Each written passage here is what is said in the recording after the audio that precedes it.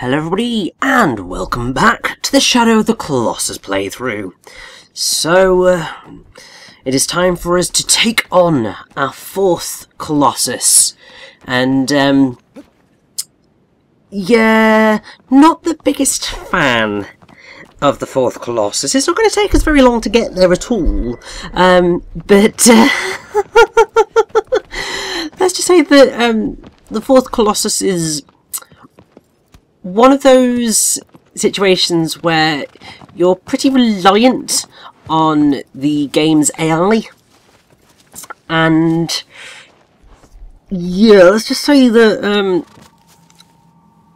Phaedra, as this Colossi is known, is a little bit of a nightmare with regards to making sure that it's doing what it should be doing. Because it, yeah. You'll understand more what's going on when we get there. But, yeah, bit of a nightmare in the grand scheme of things. And probably is my least favourite of the Colossi in general. If only because of this sort of fact. And good, I'm not being a nutter and going after all of these black-tailed lizards, because they're not going to do us any good. You just want the shining white-tailed lizards.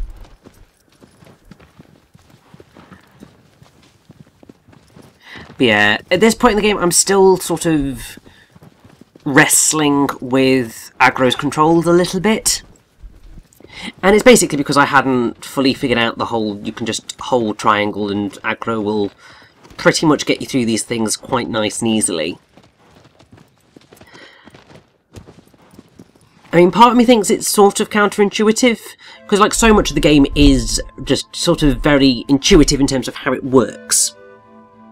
Because obviously you're pressing the R2 button to grab, and you're kind of having to switch which weapons you're holding. It makes sense, even if some of it does feel a little bit ancient, I suppose, in a way. I'm glad I didn't jump off of there, because that would have been embarrassing. But aggro's controls, part of me feels like instinctively you want to tap the triangle button. And that's because, I mean, it might be in part because so many games have worked in that fashion before. I mean, you look at like Legend of Zelda Ocarina of Time, it's all to do with the kind of like top button and sort of mashing it but getting your timing right so that you kind of keep the pace going. Whereas aggro is very much more hold it and you'll be fine. So I suppose it might be a case of you sort of have to unlearn your video game horse riding skills to be able to utilise aggro effectively. Because I mean, aggro has some pretty decent AI when you are, if you're trying to shoot your bow from her back. She's pretty good with that, but it can be a pain. But yes, we are in the right location for Colossus number 4. And there it is. This right here is Phaedra.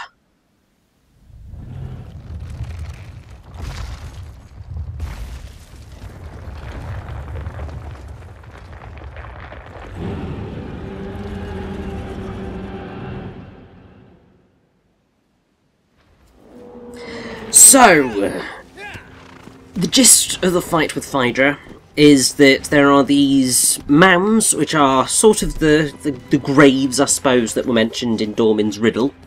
And what you're meant to do is sort of pester Phaedra so that the horse comes over here and then sort of leans on top of the mounds, so that then you can scoot back in, jump round, and then climb up on its back so that you can get to its head, but it's a bit difficult to pull off. Phaedra doesn't really want to play ball that much. Not an aggressive Colossi, not at all. It's just more inquisitive than anything, but this was certainly a case where the AI just really did not want to play ball with me. Phaedra was much more interested in walking into this wall. And you can see we've started the fight at a nice 6 minutes, and we're going to be here for quite a while trying to get Phaedra to actually play ball. It's really frustrating because, like, I was having such a good time up to this point, and then I got to this point and I was just like, it's a little bit buggy. I mean, part of it might have been because I wasn't quite sure how it was meant to go, even though I had seen it before. I knew roughly what to do. It's just that Phaedra didn't seem to be looking at things how it should have been. Anyway, and music that plays sort of during this phase is Creeping Shadow, but when we first enter the alcove, it's a piece called Green Hills. And then as soon as we actually get on top of Phaedra, it's going to play The Opened Way, which is quite exciting, but it's going to be a while before we hear that piece of music, for God's sake. Phaedra stands at a rough height of 89 foot, or 27.1 metres, which makes it the joint 4th tallest of all the Colossi, along with Pelagia, who I don't think we've come up against just yet.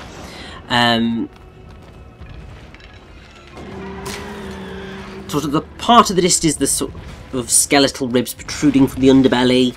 It's quite a nice little touch. And what's interesting is that Phaedra makes some really unusual sounds when you stab it. It's a very high-pitched, almost deer-like whining, yelping sound. And it's a bit difficult to kind of, I think, quantify. Because, I mean, Phaedra is so quiet throughout the rest of the fight. Just sort of roams and deals with that sort of stuff.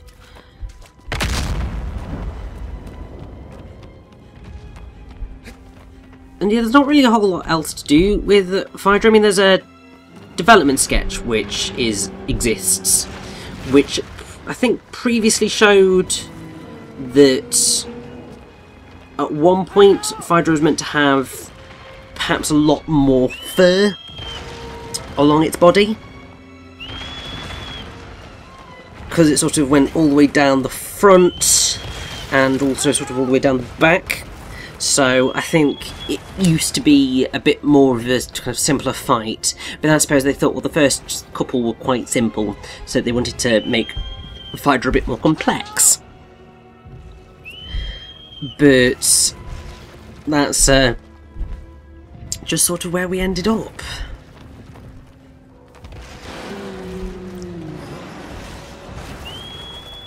Now, I'm not quite sure why they ended up, why fans ended up nicknaming this Colossi Phaedra, but the name ultimately comes from Greek mythology. Phaedra, or Phaedra, I think, or Phaedra, well, so it's Phaedra or Phaedra, depending on, or is it Phaedra? Does seem to be Phaedra or Phaedra. I've always said Phaedra. I think because A always for me sounds like A.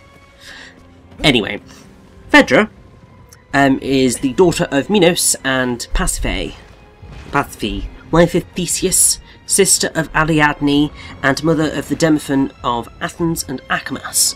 Phaedra's name derives from the Greek word Phaedros, which means bright. Unfortunately, this Phaedra is not very bright at all. The whole thing with Phaedra is that even though she's married to Theseus, she falls in love with Hippolytus, who was Theseus' son by another woman, which in different versions of the myth is either born to Hippolyta, queen of the Amazons, or Antiope, her sister, but ultimately Hippolytus rejects Phaedra.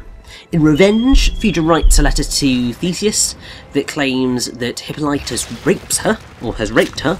Theseus believes her and curses his son with one of the 3 curses that he'd received from the god Poseidon. As a result, Hippolytus' horse are incredibly frightened by a sea monster and ultimately drag their rider to his death. it's one of the sort of great Greek tragedies. In another version, which I think is the one that I remember the most, if only because I think it's one of the Greek tragedies that I read, Phaedra tells Theseus that Hippolytus rapes her, or has raped her. Theseus killed his son, and Phaedra then commits suicide out of guilt, for she hadn't intended him to die. And then there's a third version where Phaedra tells Theseus about it, but doesn't kill herself. And it's Dionysus, who sort of god of revels type thing, who sends a wild bull to terrify Hippolytus' horses. So the version that I think I most recall is... So it's one of Euripides', because Euripides did it twice. Euripides being one of the great Greek tragedians, so it's... oh god, so you've got Euripides, Sophocles, and Aeschylus. Those are your three tragedians that we have plays remaining from. And I think in Euripides' one, you sort of end up getting a few different strains of the myth, because I'm pretty sure that in his version of the tragedy, Phaedra tells Theseus about it. There's the whole thing with the horse. The horse is getting frightened by the sea monsters because he uses the curse from Poseidon, and Phaedra kind of kills herself because she didn't intend for him to die. So you get a sort of mixture there, and it's pretty insane. And also, because Phaedra is the daughter of Minos and Pasiphae, she's also part of the whole thing of the Minotaur, because she's the princess that Theseus rescues from the island of Crete, because she does the thread that allows him to escape. So yeah, so there's a lot of mythology around there, and I suppose that is ultimately why they named Phaedra, because Phaedra caused Hippolytus to die at the hooves of his horses, and Phaedra right here is a horse colossi. So I suppose that's probably where they got the link from. I mean, I would like to sit down with the people who actually came up with the names for all these colossi, because they're all fan named. I mean, I'm pretty sure that Phaedra's probably just the horse in terms of what the developers would have called her. I'm going to call her because it's easier. But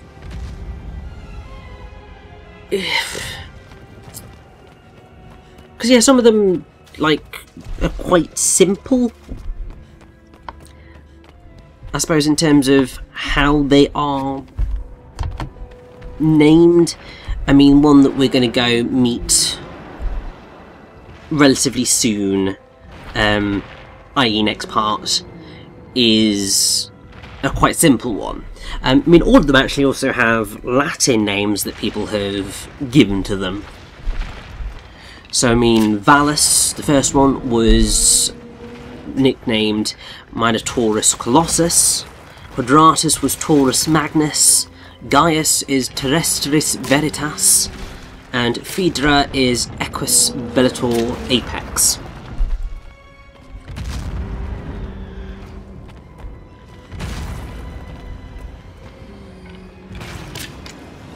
So yes, it's quite fascinating.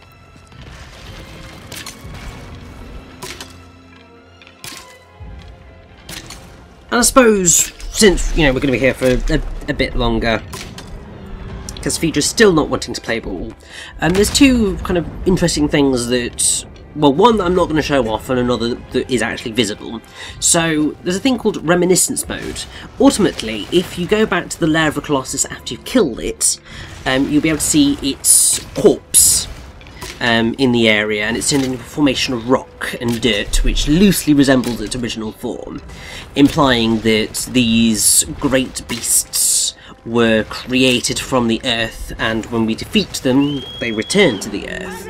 But ultimately, if you press circle next to or on top of any of the remains, you prey on them and you get a prompt to enter reminiscence mode, which allows you to battle the Colossus again.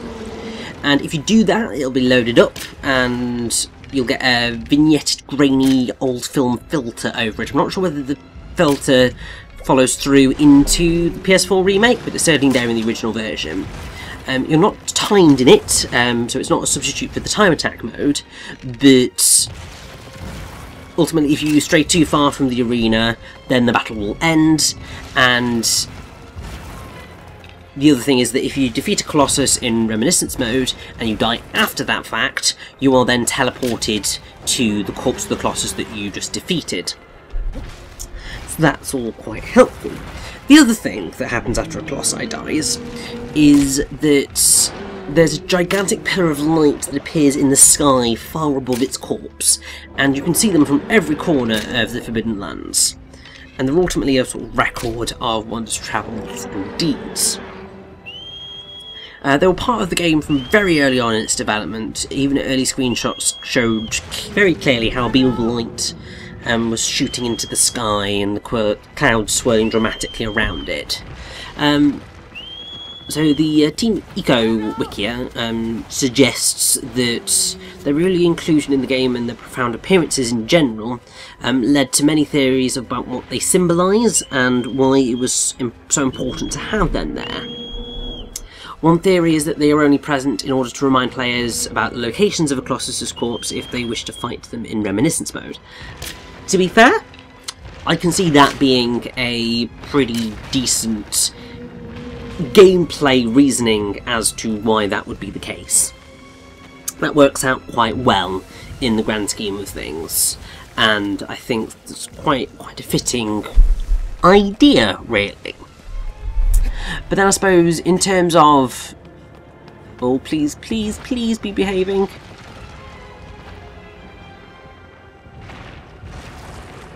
Nope. Nope, Phaedra does not want to play ball. You see, this is why I find Phaedra frustrating as a fight. Because there's very little that you can actually do until Phaedra decides that she wants to actually, you know, look into the hole where you've run.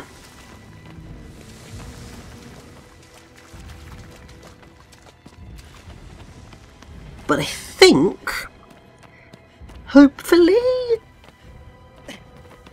this is the one. Please, please, please, please, please, please, please.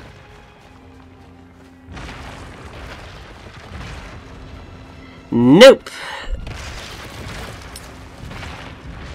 And yeah, we get a lovely, lovely glimpse of New Wander's face, and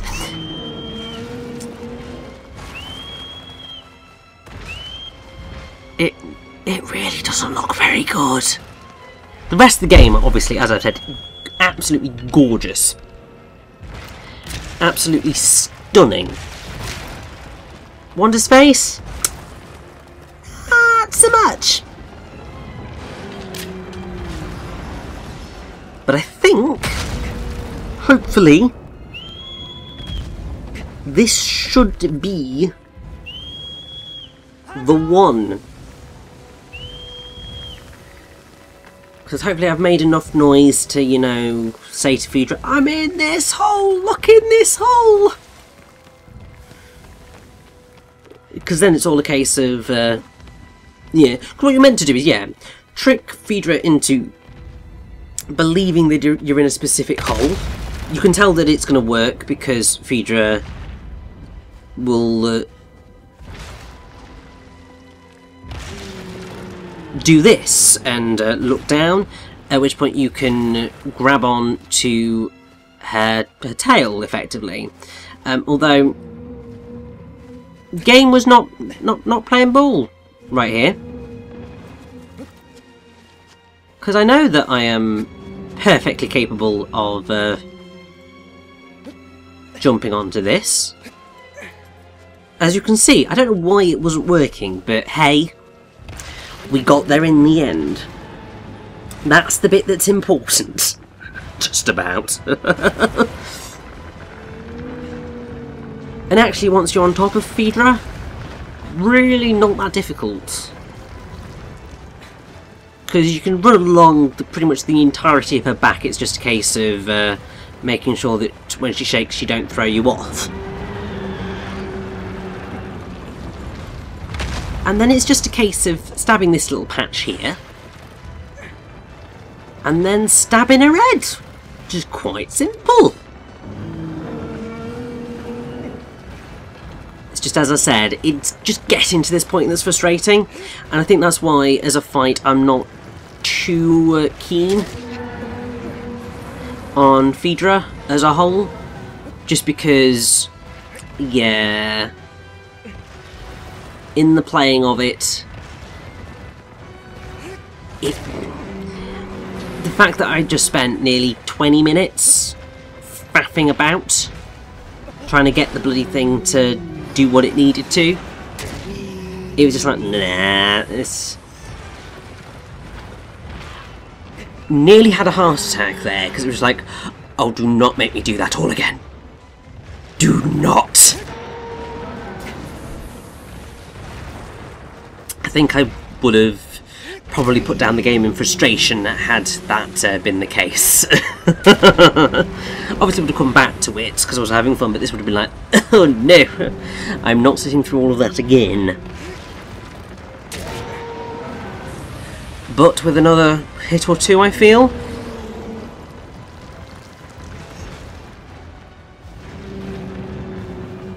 As long as Phaedra plays ball. There we go. You may have caused me a lot of grief there, me duck, but you are finally defeated. Now rest in the graves where you once roamed.